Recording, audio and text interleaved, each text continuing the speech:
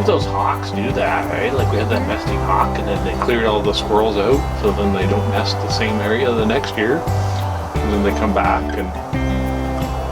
Well, that could be. We've got quite a few squirrels now again. We do, yeah. The year that hawk was here, we had nothing. Oh, you cleaned them all up, for sure. Yeah.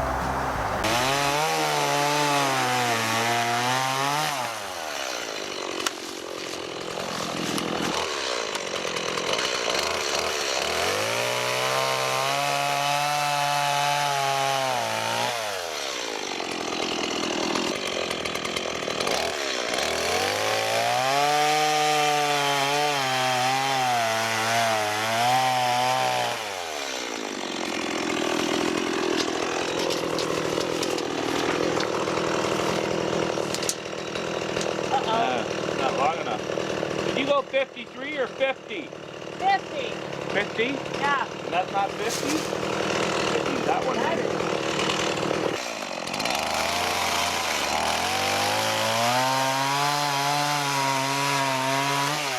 I'm just gonna split it like crazy. I wonder if we can drill these. Well. Mine is right in the split. That was a lot higher. What's that? Is that just the gravel? Oh, it's probably the gravel, but... See, this is just gonna go split right yeah, here. that'll split that like lickety split. You wanna go grab a drill bit? So in case Trish didn't inform you what we're doing, we're just making a platform to take this topper off because I don't want the topper on in the summer, but I want it on in the winter. So I'm just going to make another one of these, brace it, one at the back, then we walk on either side of the topper, and then just walk it off, set it on top. Yeah, hopefully it's going to work. Just a quick, simple platform.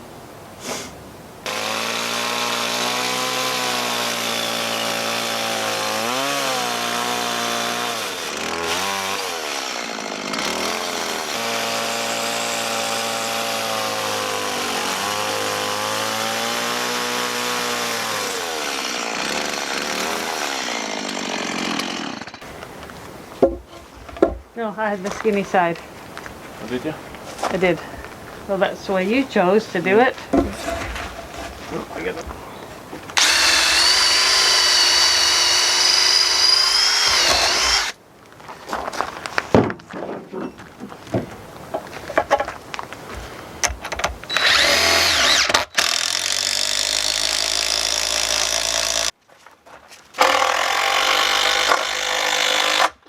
Oh, no kidding. Safety first.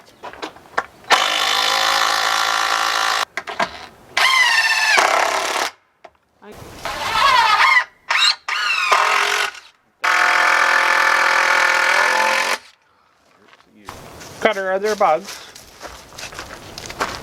Just a couple. Put a couple of these in. These are the long screws. Yeah.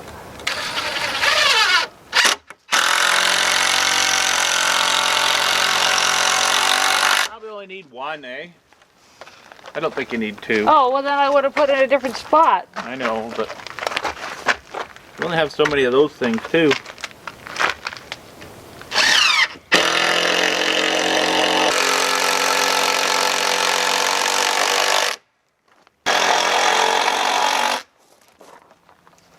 Ah, we need one going the other way now.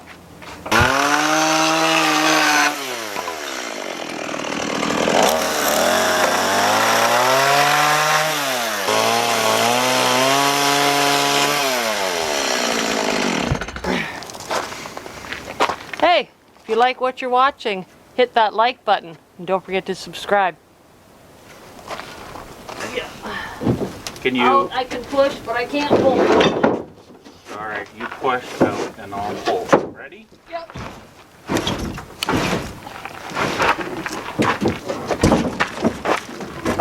Okay, hold on. Gotta go a little farther, I guess. Yeah. Go with the side instead.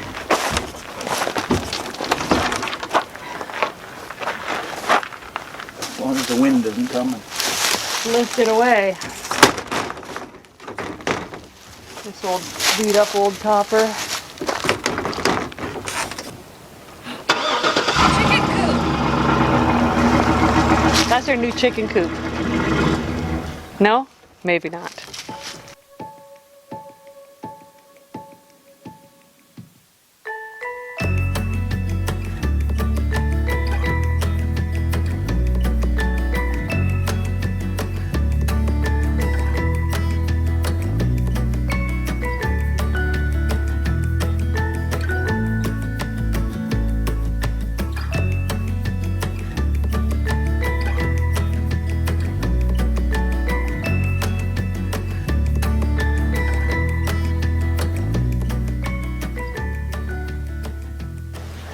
What a day.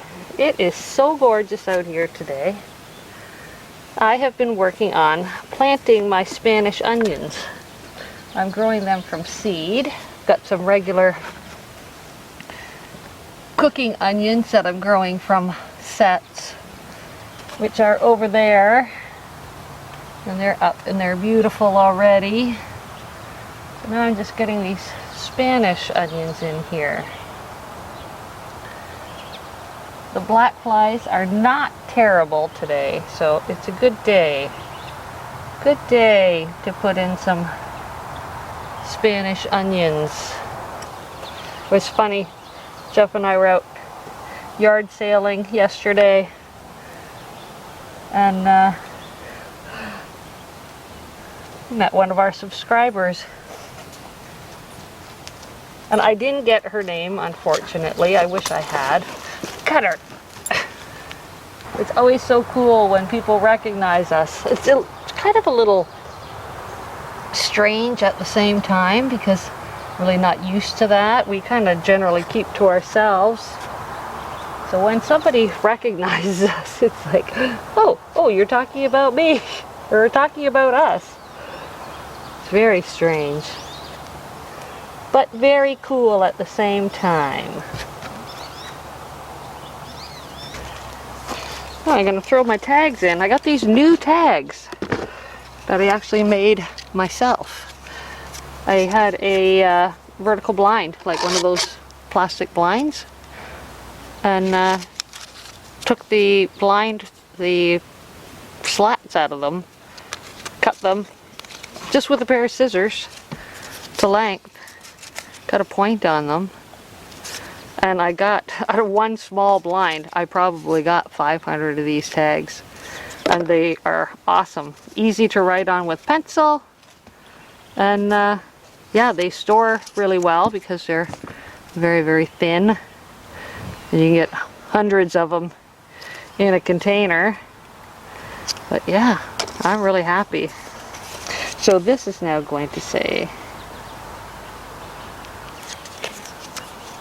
Spanish onions. One tag, middle of the bed. But the garlic is up, and I think I showed this to you earlier, and it's much, much bigger now.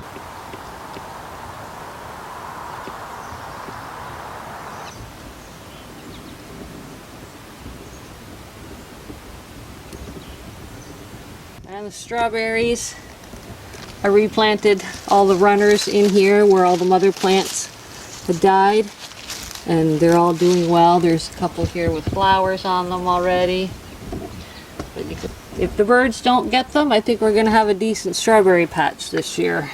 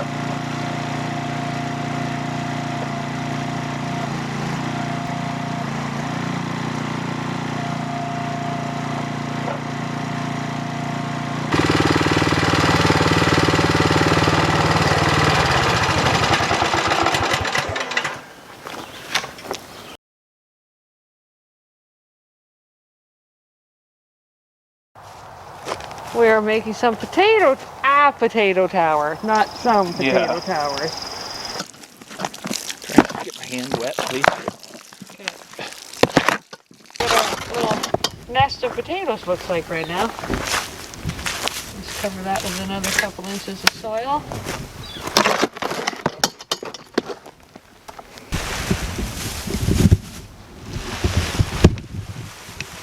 I'm not going to be able to do very much. Well, do you even need that much straw? That's not that much. Yeah, don't water the sides so much, just the bottom. Make everything good and wet, apparently.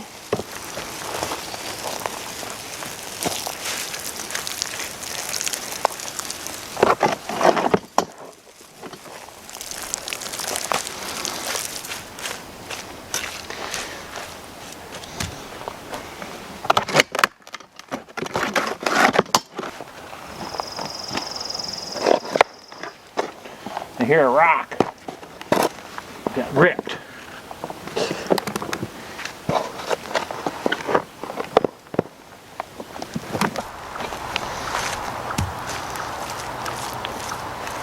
Probably enough on there, I would think, eh? Yeah? I think so. A little more. Is that what you did? Yep. I've got more straw too. So Yeah. that's another bag. String. This is going to be an interesting. Apparently it works well though. Well, for other people, it probably won't work for us. Well, I'm questioning the potatoes because they're not actual seed potatoes. There's that rock.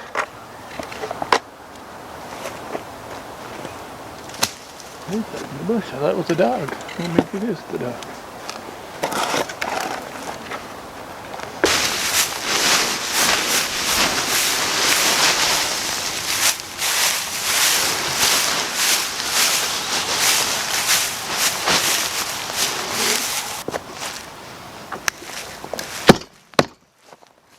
Sprouts, do they? I know. This may be a waste of time. So let them sprout first.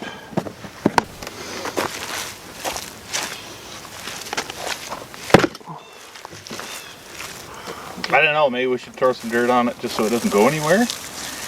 Yeah, I don't know. Well, it shouldn't, eh? The wind. It shouldn't, no. I mean, it's pretty quiet here. So, in 2 months we should see some potatoes coming out of this thing. Yeah, quicker than that. It is garden planting time. Got a bunch of stuff in already. The hardest part is determining where you're going to put anything, especially in a small garden like mine, because some things grow well with other things and some things don't grow well at all with other things. So trying to get it organized and get everything so that everything's going to be happy is kind of a challenge when you're limited in space like I am. Now I want to put in my tomatoes, but I'm going to do those a little bit different this year. And I'm going to do a tomato trellis kind of thing. Get them in the ground as deep as they can.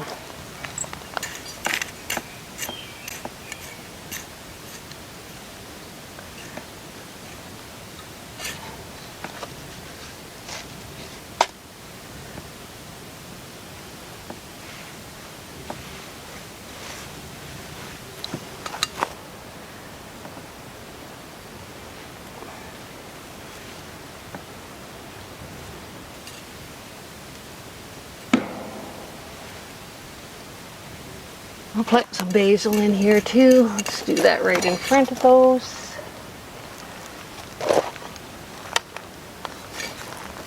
So now the last thing that's going in this garden, I've got cabbage and cauliflower, and kale and Brussels sprouts and onions and tomatoes and potatoes and garlic and all kinds, just everything. Carrots, radishes. What else do I have in here? Well, the strawberries. The last thing I have now are these Roma tomatoes, which I actually got at our garden center close to us, and yeah, they're gigantic, so they're gonna go into cages right away. Planting them here Where last year I did the peppers that were absolutely fantastic. So I assume the tomatoes will be the same, but I don't know how my peppers will be in the side beds. They've had a lot of amendments to the soil there, so hopefully they do better than they've done in the past. Put one more in the middle. No, they're gonna get big enough. Check out the strawberry flowers I got going on this year. Yeah, that's pretty awesome. Can't wait to see some of those berries starting to change color. The garlic, it's going to start shooting out its scapes pretty soon. I think last time you saw it, it was maybe 3 or 4 inches tall.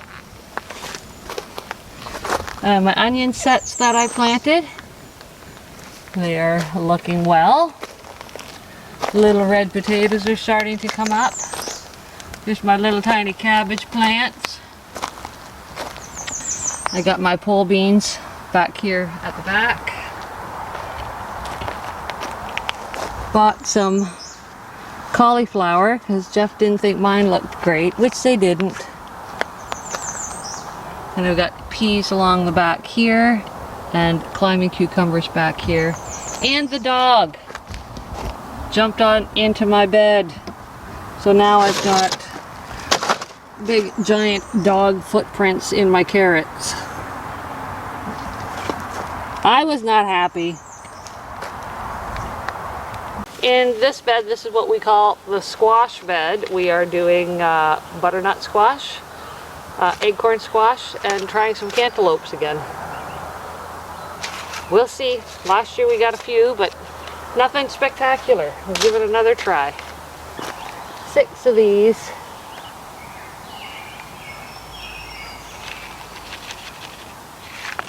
Because they keep pretty good, so we'll do that. Acorn squash, 4 of these, and muskmelon, because we love muskmelon. I'm cramming them in here pretty tight. Planting is the easy part, right? Growing is the harder part. I'm in my garden again. One of my favorite places to be. So I am working on making a support where I'm going to tie up my tomatoes. So what I've done so far is built this kind of strange little contraption just out of scrap lumber that we had laying around. So what this is going to do is sit in here like this. Piece of 2x4. Way up there.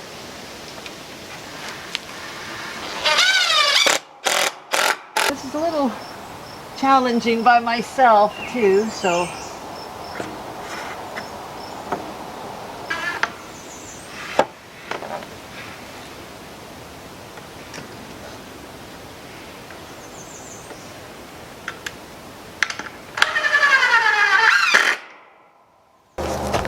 let me look again. Once again, it's not pretty. Next up, running my string, which is actually going to support the tomatoes as they grow. Each one gets 2 strings. 2, 4, 6, 8, 10. 10 strings this long. I'm going to have to scrounge for more string, but I've got a bunch ready to go.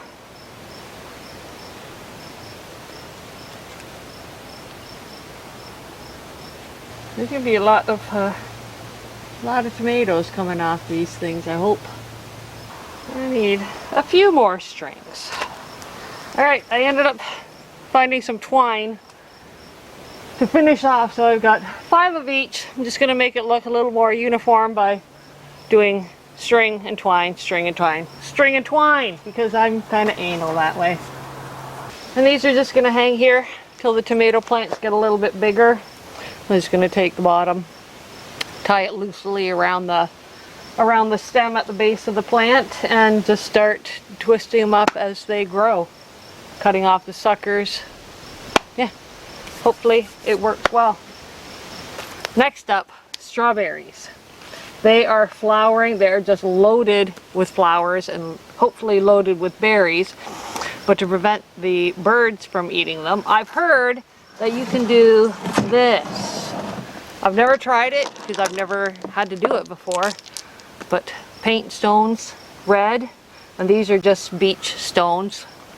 And I just spray painted them red, and I'm just gonna put them in through the berries here, and it's supposed to make the birds not think there's berries in here, I guess.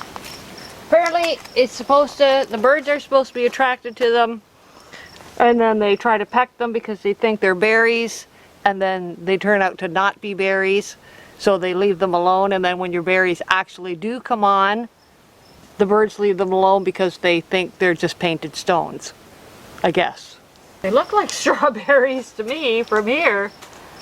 Hopefully this does what it's supposed to do.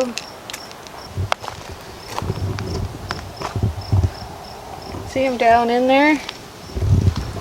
I could probably do more, but I mean, if you were a bird, you'd think those are strawberries, right?